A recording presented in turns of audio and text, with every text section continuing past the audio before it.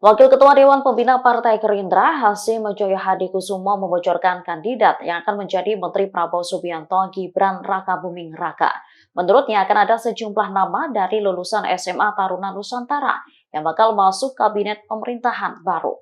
Hal ini disampaikan Hasyim di acara Formas Podomoro di Jakarta pada Sabtu 7 September 2024. Menurutnya ada 4 alumni yang dipercaya Prabowo mengisi jabatan menteri.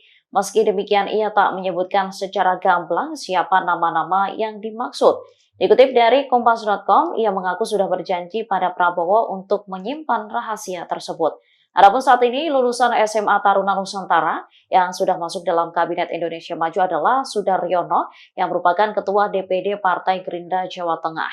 Sudaryono sempat ingin berkontestasi di pemilihan Kepala Daerah Jateng 2024. Namun langkahnya terhenti setelah dirinya dilantik sebagai Wakil Menteri Pertanian oleh Presiden Joko Widodo pada 18 Juli. Diketahui Presiden dan Wakil Presiden terpilih akan dilantik pada 22 Oktober mendatang. Download Tribun X sekarang, menghadirkan lokal menjadi Indonesia.